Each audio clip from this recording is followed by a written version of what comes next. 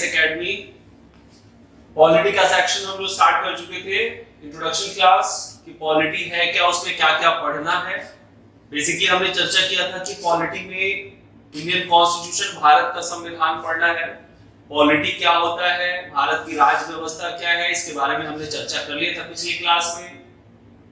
राज्य व्यवस्था के राज्य किसे कहते हैं, राज्य के क्या उसके डेफिनेशंस है, उसके कौन कौन से तत्व हैं, एलिमेंट्स हैं जिनसे मिलकर राज्य बनता है, उसमें क्या क्या हमें पढ़ना है। तो हमने चर्चा की थी कि हमें बेसिकली कॉन्स्टिट्यूशन पढ़ना है, भारत का संविधान।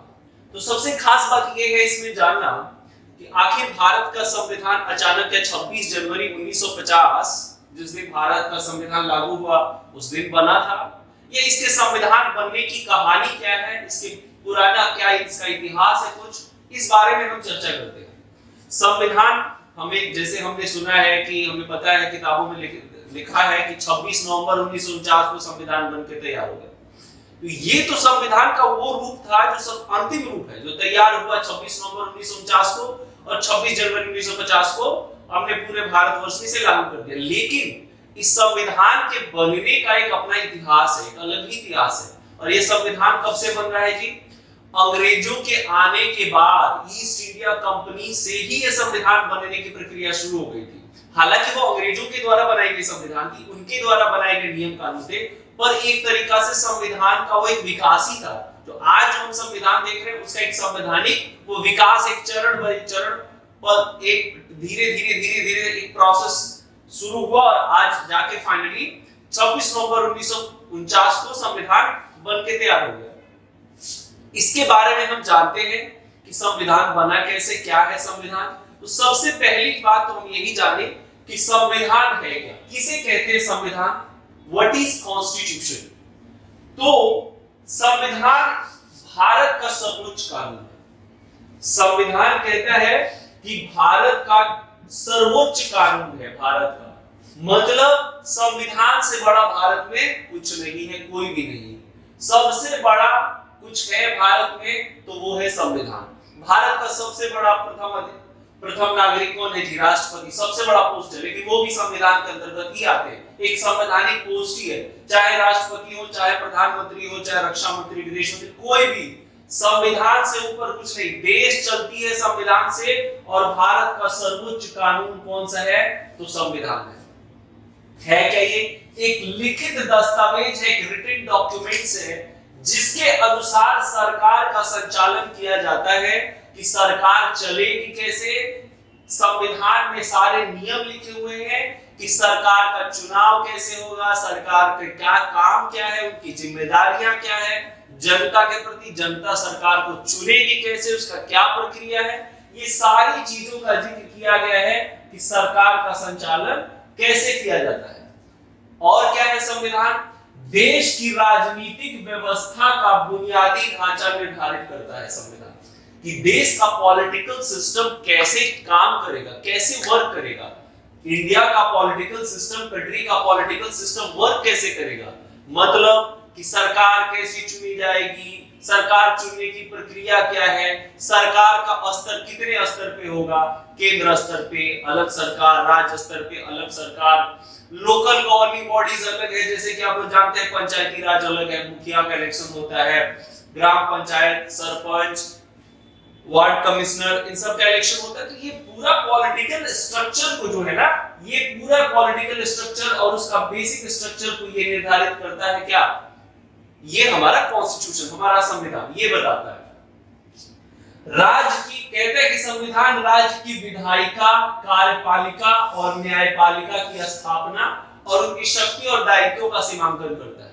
आप लोगों को पता होगा कि किसी आपको जानकारी मिलेगा कि सरकार जो है, जो सरकार है, खासकर जो लोकतांत्रिक सरकार है, इस लोकतांत्रिक सरकार के 3 पिलर्स होते हैं, कार्यपालिका, विधायिका और न्यायपालिका। 3 पिलर्स होते हैं और ये तीनों पिलर्स के क्या काम है, इनकी क्या क्या रिस्पॉन्सिबिलिटीज है, इनको कौन कौन से पावर मिले हुए हैं, इनका पावर का सेपरेशन कैसे, एक दूसरे पे डिपेंडेंसी है नहीं है, इन सब के बारे में, इनकी क्या क्या शक्तियां हैं, इनके क्या क्या दायित्व है, इनके क्या क्या रिस्पॉन्सिबिलिटीज है, और क्या इसका दायरा है, इसका सीमांकन, इसका डिमार्केशन क्या है जी, किस दायरे में रख के, मतलब कितने दायरे तक आप जा सकते हैं। अगर आप कार्यपालिका हैं तो कार्यपालिका के जो मेंबर्स हैं इनके क्या क्या काम है, इनकी रिस्पॉन्सिबिलिटीज क्या है, इनके पावर्स कितने हैं और इनका दायरा क्या है। वैसे ही विधायिका का भी अपना एक दायरा है, न्यायपालिका का भी अपना एक दायरा है। तो ये सारी चीजों के बारे में बताता है। और सबसे इंपॉर्टेंट चीज, जनता और राज्य के बीच संबंध को डिसाइड करता है, बताता है कि पब्लिक का स्टेट से, सरकार से क्या रिश्ता है। देखिए जो राज्य शब्द है ये बहुत ही बड़ा शब्द है।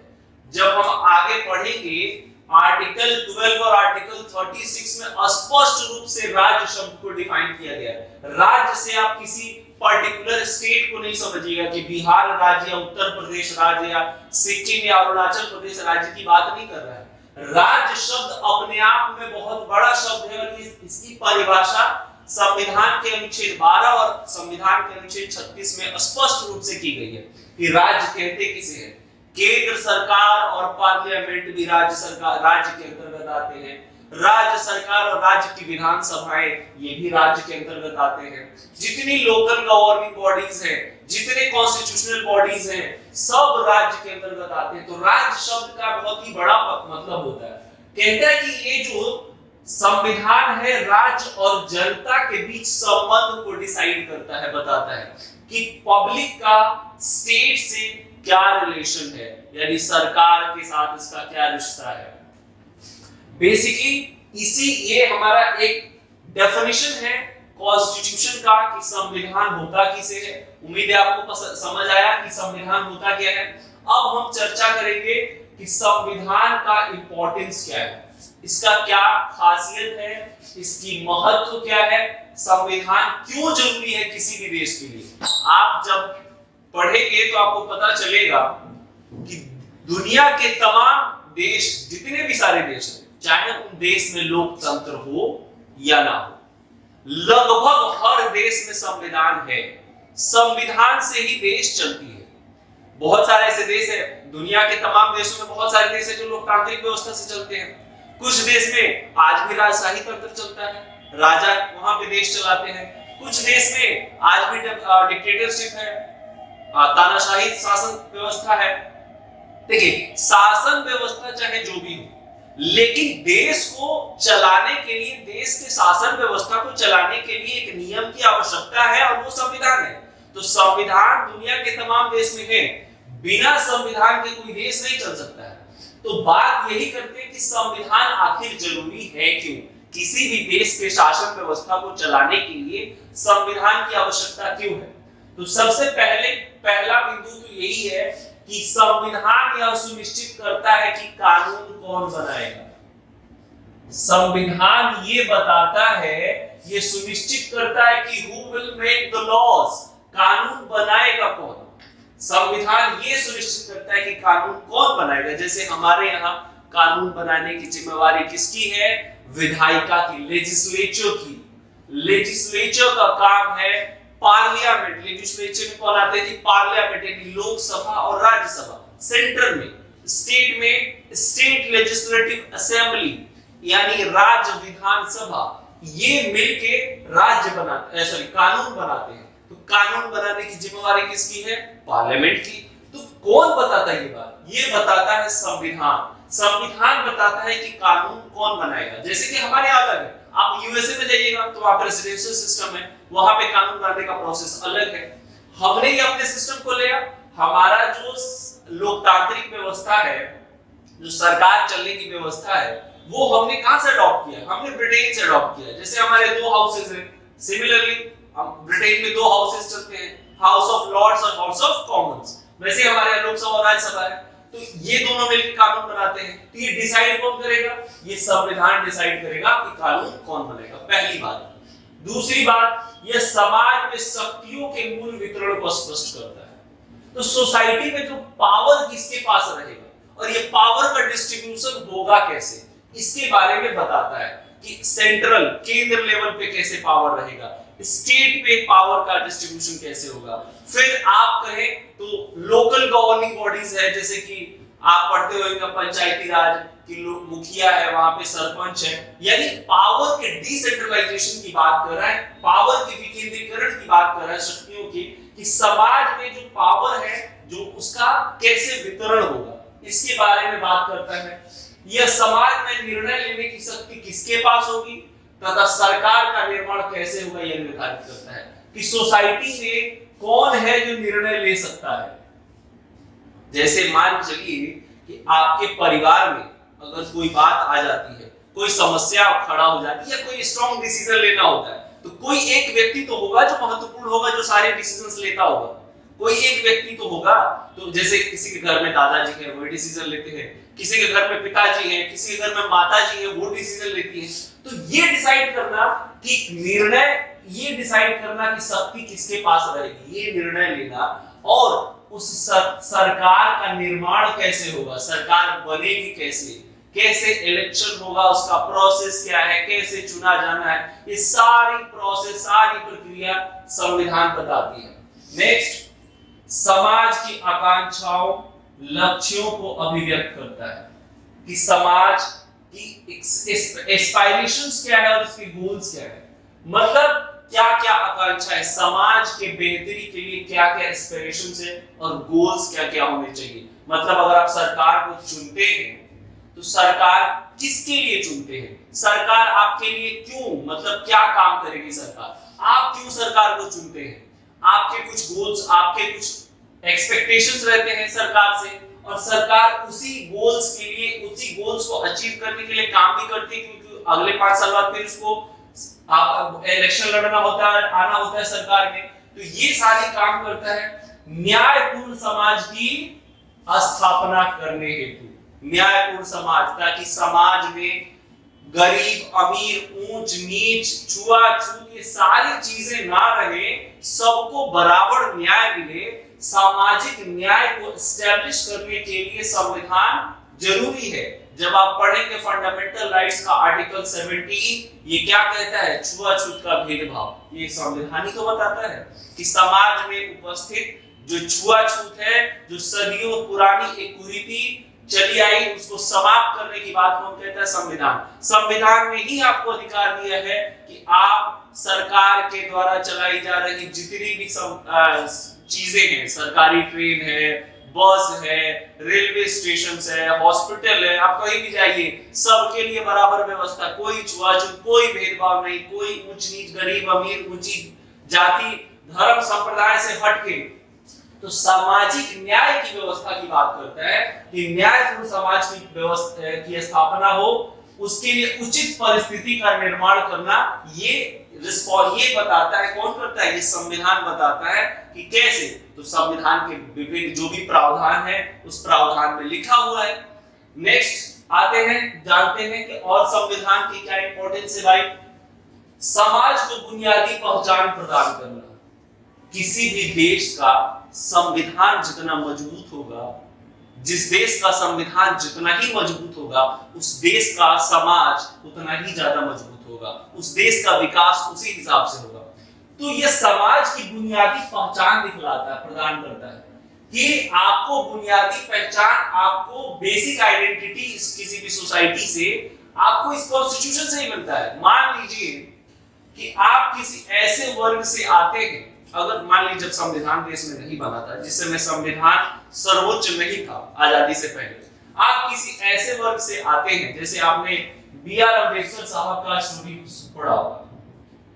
B.R. अम्बेडकर साहब जितना स्ट्रगल किए पढ़ने के लिए, उनको आइडेंटिटी जो मिलनी चाहिए as a student, as a society में, कि पढ़ने में काफी अच्छे थे, फिर भी उनके साथ इतना भेदभाव छुआछूत हुआ उस समय के समाज में, वो पहचान समाज ने उनको नहीं दिया। अगर वो संविधान उस समय होता तो क्या उनके साथ वो भेदभाव होता? तो समाज ने आपको बेसिक, आपको आइडेंटिटी दिलाने का काम संविधान करता है। नेक्स्ट है, संविधान राज्य व्यवस्था के 3 प्रमुख अंग कार्यपालिका, विधायिका और न्यायपालिका की स्थापना करता है। यानी संविधान ही बताता है कि राज व्यवस्था के जो तीन प्रमुख अंग है, कार्यपालिका, विधायिका, न्यायपालिका, एग्जीक्यूटिव, लेजिस्लेचर एंड जुडिशियरी, इनकी स्थापना की बात करता है, इसके एस्टैब्लिशमेंट की बात करता है और इनके शक्तियों और अधिकारों को परिभाषित करता है कि कार्यपालिका का काम क्या है, एग्जीक्यूटिव का काम क्या है, विधायिका लेजिस्लेचर का काम क्या है, जुडिशियरी का काम क्या है। जैसे आप लोग जानते होंगे कि विधायिका का काम लेजिस्लेचर का काम है किसी भी लॉ को बनाना, कानून को बनाने का काम कौन करता है, लेजिस्लेचर का काम है, यानी लोकसभा और राज्यसभा, बेसिकली संसद इसमें आता है। कार्यपालिका यानी एग्जीक्यूटिव का क्या काम है, उस कानून को कैसे इन्फोर्स किया जाएगा, लागू कैसे किया जाएगा। तो कार्यपालिका अपने और अपने अधीनस्थ अधिकारियों के माध्यम से उस कानून को लागू करवाती है। जैसे कि आपको पता होगा कार्यपालिका के प्रधान हमारे राष्ट्रपति हैं, तो राष्ट्रपति खुद स्वयं या अपने सबऑर्डिनेट ऑफिसर्स या अधिकारियों के माध्यम से उस कानून को लागू करवाते हैं। अब बात करते हैं न्यायपालिका की।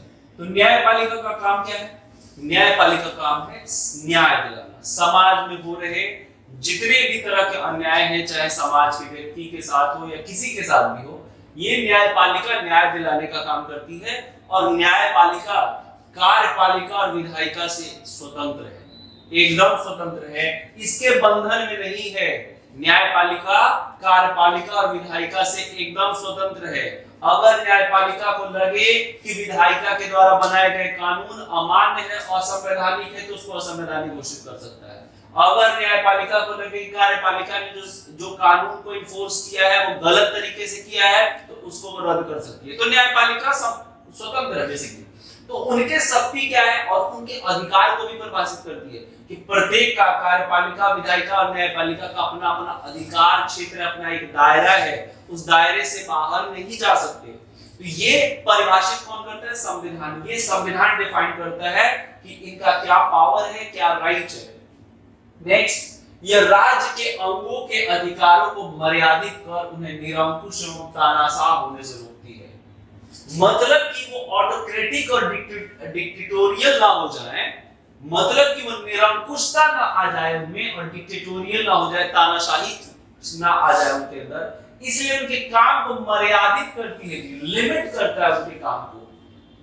मतलब आप समझिए कि अगर किसी को लग जाए कि हम प्रधानमंत्री एक बार बन गए, तो इसके बाद फिर जीवन में कभी हटेंगे ही नहीं, और उसको लगे कि अब आज से हम ही प्रधानमंत्री आजीवन, तो वो निरंकुश और तानाशाह हो जाएगा कि नहीं हो जाएगा? जैसे मान लीजिए एक एग्जांपल देते हैं, चीन का राष्ट्रपति शी जिनपिंग, उसने घोषित कर लिया कि जब तक हम जिंदा रहेंगे तब तक हम ही राष्ट्रपति रहेंगे। तो आज तानाशाही कर रहा है ना जी। चाइना में जो लोकतंत्र है, कहने के लिए तो है लोकतंत्र, लेकिन वो एक छद्म लोकतंत्र है, एक दिखावे का लोकतंत्र है। मतलब कि चाइना में नियम ऐसा है इलेक्शन लड़ने का कि कम्युनिस्ट पार्टी के अलावा दूसरी कोई पार्टी इलेक्शन लड़ती ही नहीं। कारण कि चाइना का ऐसा सिस्टम बना हुआ है कि किसी भी पार्टी को लोकतंत्र का चुनाव लड़ने के लिए सबसे पहले कम्युनिस्ट पार्टी से ऑथेंटिकेशन लेना पड़ेगा। अगर कम्युनिस्ट पार्टी अगर उसको देती है, अप्रूवल देती है कि हाँ भाई आप लड़िए इलेक्शन, तभी कोई पार्टी इलेक्शन लड़ सकती है। तो ना कम्युनिस्ट पार्टी किसी दूसरे पार्टी को देगा वो अप्रूवल, ना कोई पार्टी लड़ेगा, एक ही पार्टी हमेशा है, कम्युनिस्ट पार्टी, वही सरकार रहेगी। अब जब वो जानती है कि मेरी सरकार है, मेरे अगेंस्ट में कोई खड़ा ही नहीं है, मेरा कोई विपक्षी नहीं है, तो हम ही रहेंगे राष्ट्रपति। अब उसने घोषित कर दिया कि आजीवन हम ही राष्ट्रपति रहेंगे। तो देखिए चाइना में आपको बहुत सारी चीजें डिक्टेटरशिप वाली दिखेंगी कि वो शी जिनपिंग जैसे लगता है कि हाँ भाई हम ही है राष्ट्रपति, तो हम ही रहेंगे, हमको जो मर्जी वो करेंगे। अब आया ना जी, एक बार आप लोग याद होगा कि वहां के एक बहुत बड़ा बिजनेसमैन था, वो कौन कंपनी था, अलीबाबा कंपनी का वो मालिक, उसने सरकार के खिलाफ चंद बातें क्या बोली, अलीबाबा तब से गायब है, अलीबाबा के मालिक को उसके बाद से कहीं देखा ही नहीं गया है। या आपने कोविड में भी देखा होगा कि बहुत सारी चीजें, डेटा नहीं वो दिखाना चाहता है, मीडिया पे बहुत सारा अंकुश लगा हुआ है कि बहुत सारी चीजें वहां पे सिर्फ और सिर्फ सरकारी मीडिया है, प्राइवेट मीडिया नहीं है, बहुत सारी चीजें वो नहीं दिखा सकते लोगों के साथ। आपने देखा होगा कि उइगुर मुस्लिम्स के साथ जो उन्होंने किया, तो बहुत सारी चीजें हैं। तो सरकार को निरंकुश ना हो और तानाशाही ना बन जाए, उत्तर कोरिया के किम जोंग के सर की तरह, जिस तरह का तानाशाह है कि भाई हम अगर रो रहे हैं तो हमारे साथ जितने लोग हैं उनको भी रोना है। अगर गलती से कोई रो दिया, रोने के जब बदले में हंस दिया तो उसको क्या करेगा? बॉम्ब से उड़ा देगा, सीधा सीधा तोप में घुसाएगा और सीधा उड़ा देगा। ऐसा सरकार ना हो, निरंकुश और तानाशाह सरकार ना हो, इसीलिए उनके अंगों को मर्यादित करता है, ये उनको रोकता है, लिमिट करता है कि हाँ भाई, क्योंकि इस सरकार को भी पता है कि 5 साल हम हैं सरकार में, 5 साल बाद फिर लोकसभा का इलेक्शन होना है। अगर हम कुछ गलत करेंगे तो लोग हमें वोट ही नहीं देंगे।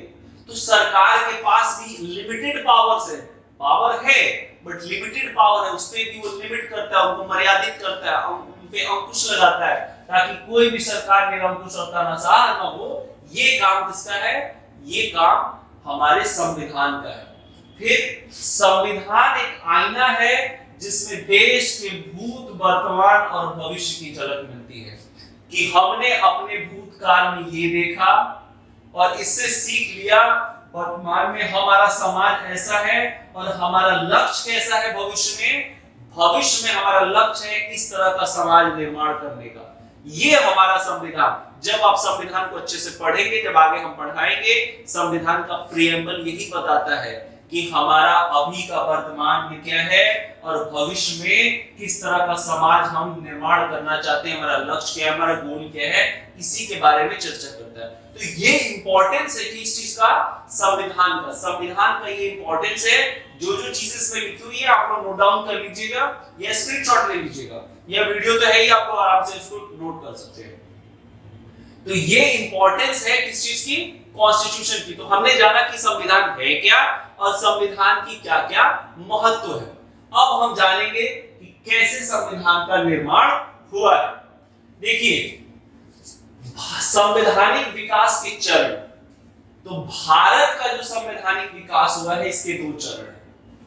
एक ब्रिटिश ईस्ट इंडिया कंपनी के अंतर्गत पारित अधिनियमों द्वारा, जो 1773 से 1853 के बीच हुआ, और एक ब्रिटिश क्राउन यानी ब्रिटिश ताज के अंतर्गत पारित अधिनियमों के द्वारा, जो 1858 से लेकर 1947 तक हुआ।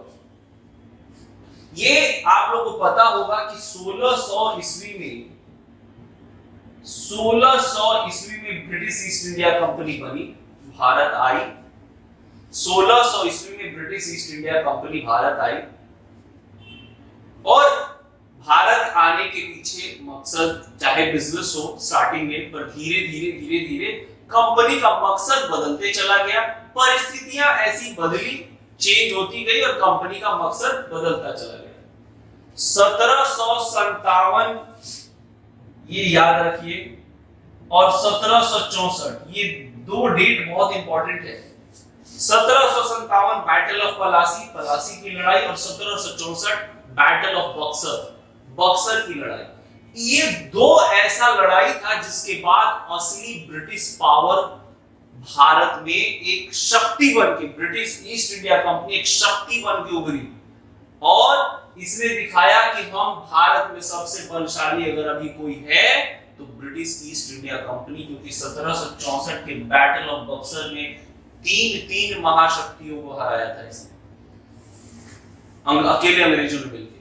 तो ब्रिटिश महाशक्ति के रूप में उभरी, और उसको लग गया कि अब हम भारत पे राज कर सकते हैं। तो कहीं भी राज करने के लिए कुछ नियम कानून तो होने चाहिए कि अगर आप इतने बड़े देश में अगर आप सरकार बनाएंगे, राज करेंगे, तो कुछ नियम कानून बनाएंगे।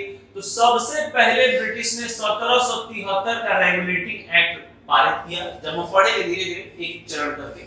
फिर 1784 का पिट्स इंडिया एक्ट, फिर 1813 का कंपनी एक्ट आता है, फिर 33 का, ऐसे कर करके बढ़ते बढ़ते 1857 के बैटल से पहले 1853 का चार्टर एक्ट आता है।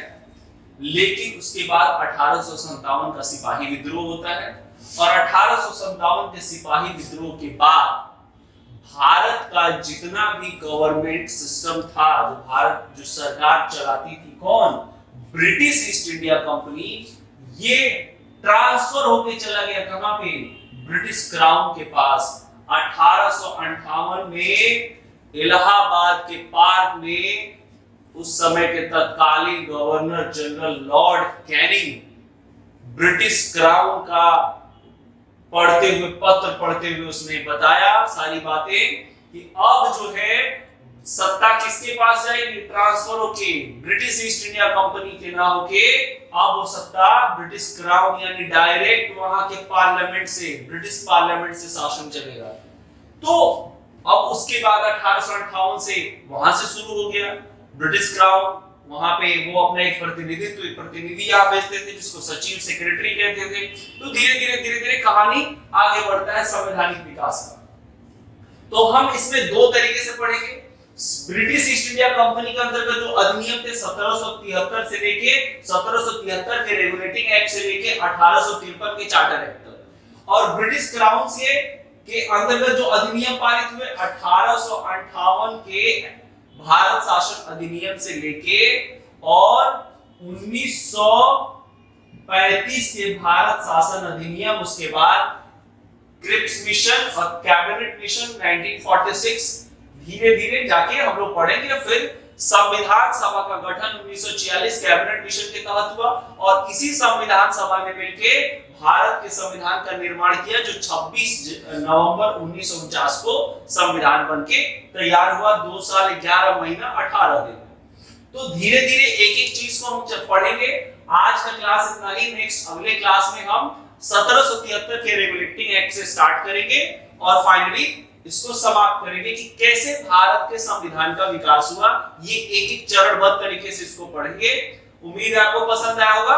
वीडियो को लाइक और सब्सक्राइब जरूर करिए चैनल को और शेयर भी कीजिए। मिलते हैं नेक्स्ट क्लास में। धन्यवाद।